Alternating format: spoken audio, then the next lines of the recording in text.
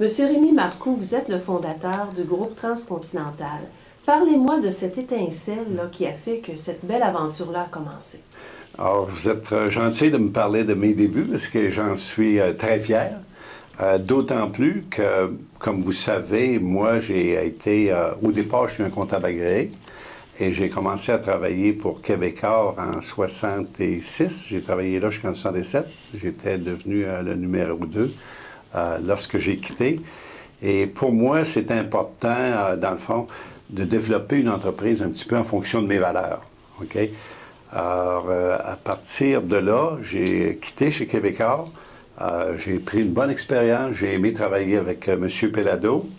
Par contre, pour moi, j'étais rendu au stage où ça devenait important dans ma vie de développer l'entreprise. Donc, ce que j'ai fait, j'ai eu l'opportunité d'acheter, j'ai donc quitté Québecor en 75, au début de l'été, à la fin de mai. Et en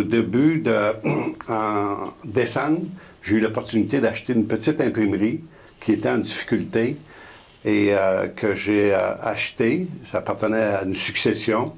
J'ai fait une offre au créancier qui a été acceptée et j'ai réouvert l'usine la 3e semaine de janvier 1976 en la spécialisant dans le circulaire. On a été à toute fin pratique le premier imprimeur circulaire spécialisé. En 1978, on a fait notre première acquisition, qui a été l'imprimerie Chartier, la réunion de 2 éditeurs qui venaient de bâtir une nouvelle entreprise. Alors, M. Denis Chartier, Saint-Hyacinthe, et Robert Paradis à Saint-Jean. Ça a été notre première expansion. Encore une fois, parce qu'on cherchait du temps de presse, puis on cherchait, eux, venaient d'acheter de nouveaux équipements. Alors, on a fait cette étape-là.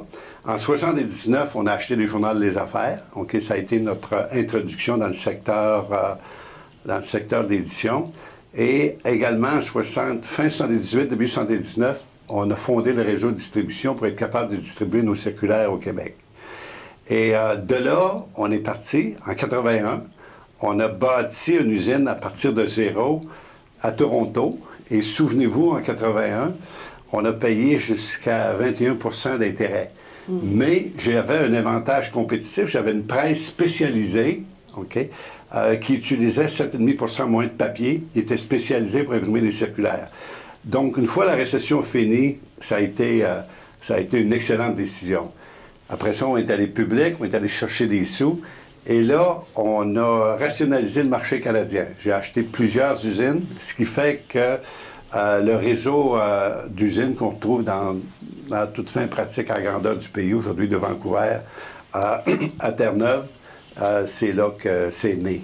Par la suite, on s'est impliqué dans les hebdos et pour quelques années, on n'a pas fait beaucoup de développement. Sinon, quand les publications qui appartenaient à M. Philippe de Gaspé-Beaubien, il y en avait une vingtaine, sont devenues à vente, on les a achetées.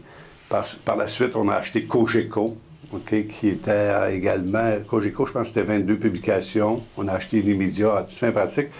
Et j'ai acheté quelques indépendants. Alors, résultant de ça, c'est qu'aujourd'hui, on a 70-75 hebdos au Québec. Et puis, évidemment, on a acheté des provinces maritimes, ce qui nous fait, on a à peu près 100 quelques hebdos en tout et partout, et 9 petits quotidiens. Récemment, avec l'évolution des technologies, entre autres de l'Internet, on s'implique là-dedans. Au départ, on complémente nos produits de base, OK? Particulièrement dans le secteur de l'édition.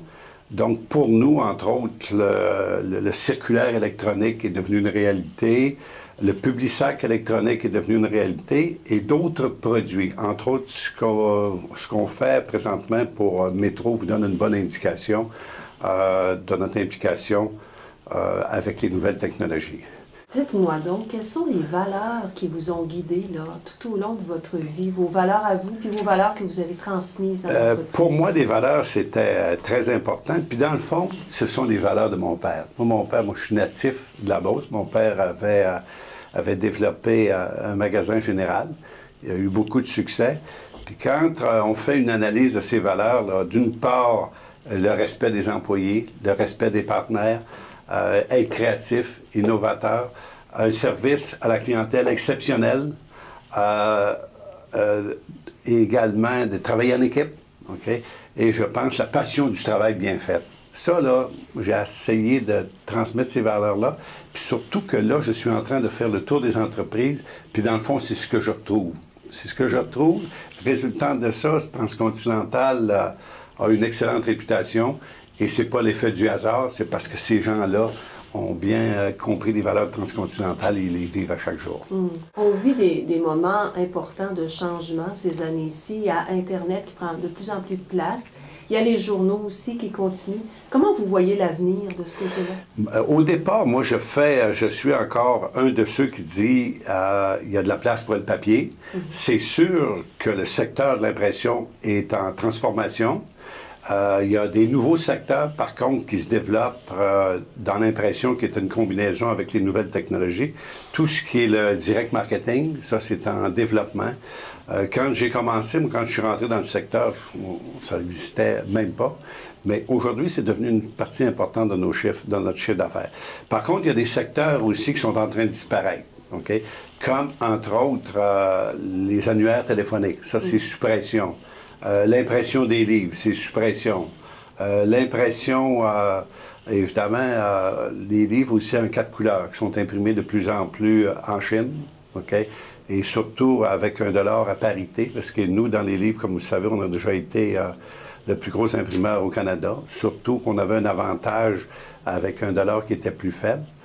Donc, 65% de notre production allait aux États-Unis. Mais aujourd'hui, avec un ralentissement dans ce secteur-là, c'est très difficile de continuer à servir les Américains. Donc, est-ce que je suis inquiet? Non. C'est une entreprise qui est en transformation. Et puis, je pense qu'on a les gens pour le faire. Parfait. Okay. Il y a la relève aussi qui est assurée. Vous prenez une retraite ou semi-retraite. Vous faites le tour, là, d'ailleurs, de vos entreprises. Ouais, effectivement. Je suis très heureux parce que, pour moi, la pérennité de l'entreprise a toujours été important. J'aurais eu l'opportunité de la vendre, cette entreprise-là, mais c'était même pas une question d'argent. Parce que j'ai toujours trouvé, ici au Québec, on a développé des belles entreprises. Et puis, souvent, on n'a pas préparé suffisamment la succession. L'entreprise est vendue. Puis, alors, pour moi, c'était très important. Aujourd'hui, je me retrouve avec, d'une part, mon beau-fils, François Olivier, qui est président-directeur général, qui, lui, ça fait 18 ans qu'il est chez nous, particulièrement dans le secteur de l'imprimerie. C'est un bon leader, c'est un bon meneur d'hommes. Il travaille avec Isabelle, sa femme, qui Isabelle est avocate de formation. Elle est rentrée chez nous au niveau du légal. Et puis par la suite, c'est elle qui est allée au développement. J'ai travaillé avec elle au développement. Et depuis l'Assemblée annuelle du 16 février, c'est elle qui est présidente du Conseil de Transcontinental. Et j'ai mon fils Pierre, comme je vous mentionnais tantôt, qui lui est responsable de l'ensemble de nos magazines. Pierre, il a une maîtrise en journalisme. Il a fait ses écoles, il a fait sa formation à l'université Northwestern à Chicago. Par la suite, il a travaillé à Washington pour Bloomberg, puis aujourd'hui, il est chez nous. Alors, et ces gens-là, les membres de famille, ils sont bien appuyés par une excellente équipe de gestion à l'ensemble de l'entreprise. Un peu, c'est un peu pyramidal, ça descend, ça part de là, puis ça descend. Et surtout que je suis en mesure de le constater parce que je suis en train de terminer toute la visite de nos entreprises. C'est sûr que pour moi, c'est une entreprise que j'ai eu beaucoup de plaisir. Je connais bien l'entreprise, moins la partie des nouvelles technologies.